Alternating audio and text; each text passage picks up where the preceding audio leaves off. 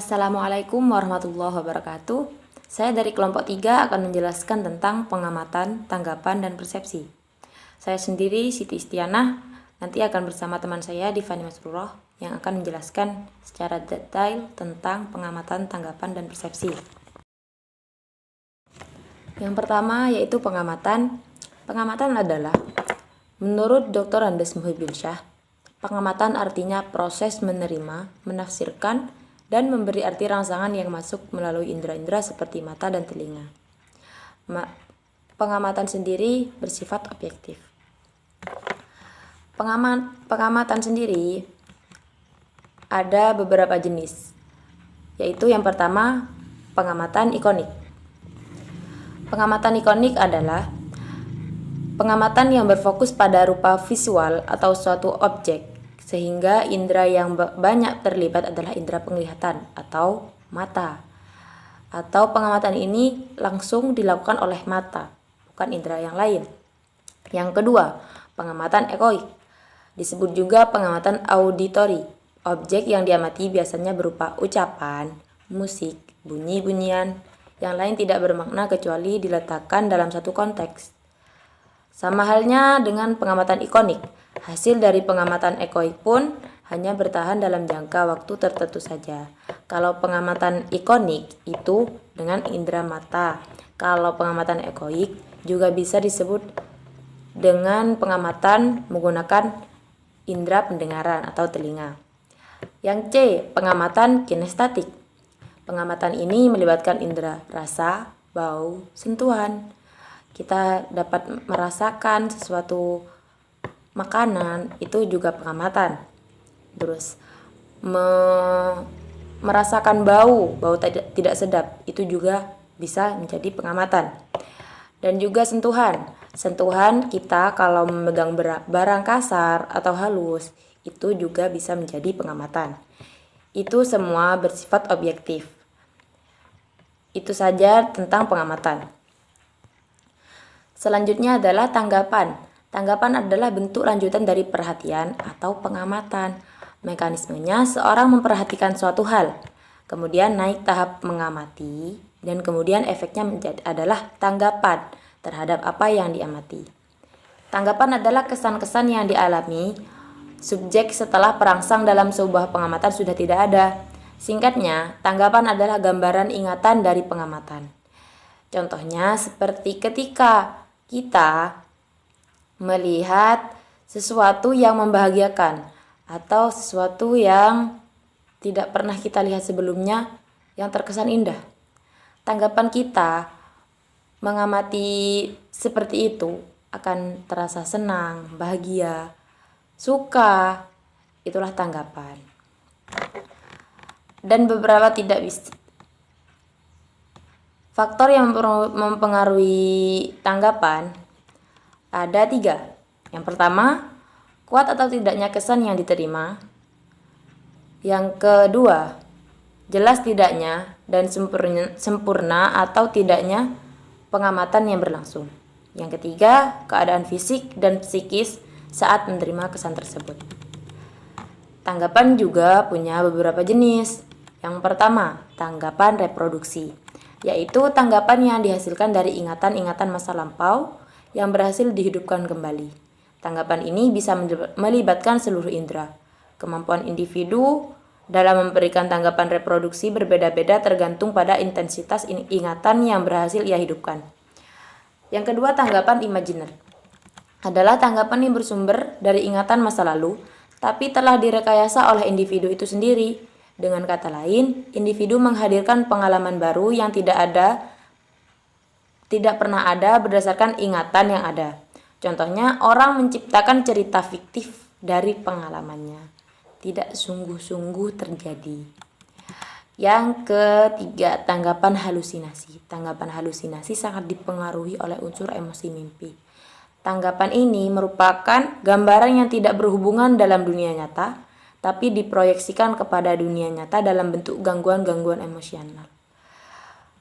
Yang keempat, tanggapan editis, yaitu ingatan mendetail yang dialami seorang individu, di mana ingatannya itu persis sama dengan peristiwa saat ia melakukan pengamatan. Itu saja tentang pengamatan dan tanggapan. Untuk persepsi dan penjelasannya akan dijelaskan oleh Mbak Divani Masrurah. Persepsi adalah suatu proses tentang petunjuk-petunjuk indrawi dan pengalaman pada masa lampau yang relevan diorganisasikan untuk memberikan kepada kita tentang gambaran yang terstruktur dan bermakna pada suatu situasi tertentu. Ciri-ciri persepsi: 1. Modalitas. 2. Dimensi ruang. 3. Dimensi waktu. 4. Struktur konteks. Dan yang kelima adalah dunia penuh arti. Jenis-jenis persepsi. Yang pertama adalah persepsi visual, yaitu didapatkan dari penglihatan. Penglihatan adalah kemampuan untuk mengenali cahaya dan menafsirkannya. Salah satunya adalah indera. Alat tubuh yang digunakan untuk melihat adalah mata. Yang kedua adalah persepsi auditori, yaitu didapatkan dari indera pendengaran, yaitu telinga. Pendengaran adalah kemampuan untuk mengenali suara. Dalam manusia dan binatang, hal ini dilakukan terutama oleh sistem pendengaran yang terdiri dari telinga, saraf-saraf, dan otak. Yang ketiga adalah persepsi perabaan, yaitu didapatkan dari indera taktil, yaitu kulit. Kulit dibagi menjadi 3 bagian, yaitu bagian epidermis, dermis, dan subkutis. Kulit berfungsi sebagai alat pelindung, misalnya otot dan tulang. Sebagai alat peraba, dilengkapi dengan bermacam-macam reseptor yang peka terhadap rangsangan. Sebagai alat ekskresi untuk mengatur suhu tubuh. Yang keempat adalah persepsi penciuman. Persepsi penciuman atau olfaktori didapatkan dari indera penciuman, yaitu hidung. Penciuman, penghiduan atau olfaksi adalah penangkapan atau perasaan bau. Perasaan ini dimediasi oleh sel sensor terspesialisasi pada rongga hidung, vertebrata, dan dengan analogi sel sensor pada antena invertebrate. Untuk hewan penghirup udara, sistem olfaktori mendeteksi zat kimia asiri atau pada kasus sistem olfaktori aksesori, fase cair.